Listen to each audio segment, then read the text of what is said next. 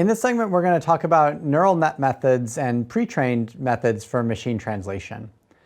So we talked about kind of classic syntactic and phrase-based MT systems, and neural systems were actually some of the first places that things like seq-to-seq models, or neural MT was one of the first domains where sequence-to-sequence models were really developed and explored.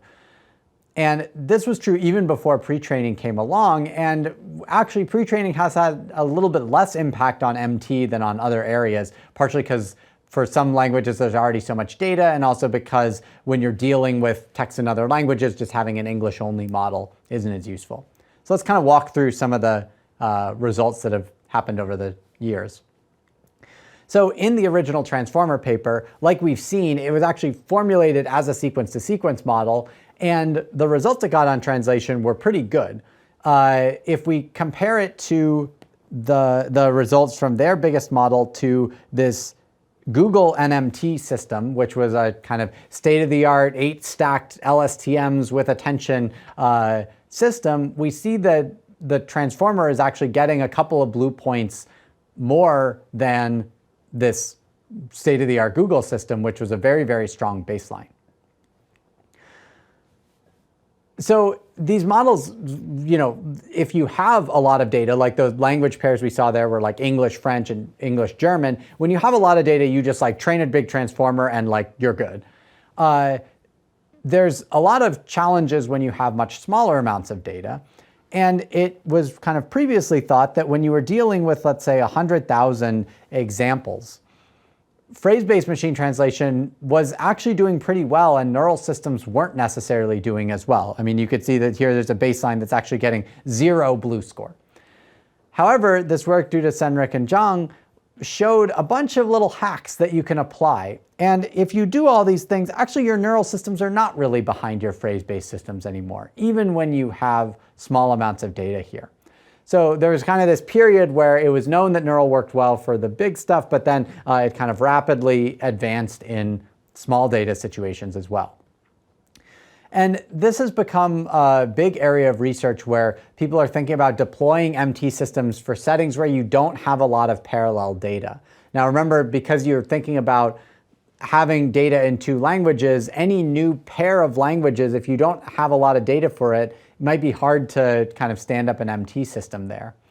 So there's been lots of work on saying, okay, well, can we train systems on related languages and then generalize them, or just like fine-tune some of their parameters essentially to get them to generalize to new languages? And particularly things like byte pair encoding or subword tokenization kind of allow us to do this generalization, because like the same little pieces you see here might kind of correspond to pieces that you see over here as well.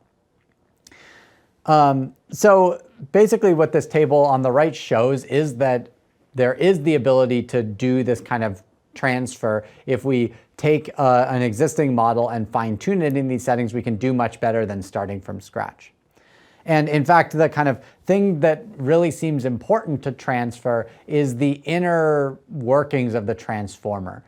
The embedding layer, just transferring that on its own, which is the 3rd row here, does not seem to work all that well. So essentially what you want is you want the transformer to have these kind of basic skills to do translation and these kinds of mappings, but you don't need all the knowledge of the individual words. You can kind of relearn that. Finally, there's been a push to build models that can deal with many languages at once, right? Rather than thinking about, okay, we're going to train a model on this language and then we're going to fine-tune it or transfer it to this other language pair. Instead, why don't we just do everything with one model? So there's a model called MBART, which follows from BART that we talked about earlier, using a similar denoising objective, but now trained on multilingual data.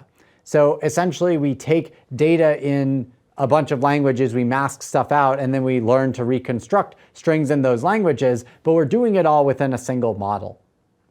So the model is going to be good at dealing with representations of language, of English, of Japanese, etc. And then it's not too much of a stretch to fine-tune it on data where you're explicitly mapping from Japanese to English or vice versa, right? So this is a kind of way of taking the same sorts of pre-training ideas we've seen before and getting them to build models that can deal with multiple languages at once and deal with the mapping between these languages. So if we look at how this works, we can compare the performance on a bunch of language pairs from a randomly initialized transformer model, so no pre-training, to a model that's randomly initialized, or that's initialized from this MBART pre-trained model. And we can see that this is quite a bit better.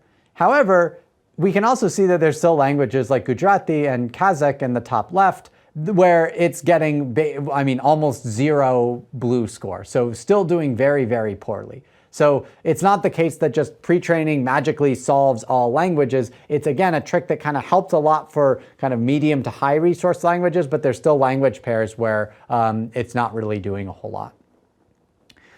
And one of the cool things about this kind of paradigm is that we are able to take this model and then actually run it on new languages. So we can kind of change that language code that was being fed into MBART. And even when the model is trained on translation from like Japanese into English, we can just kind of flip that code and get it to be able to translate from Chinese into English.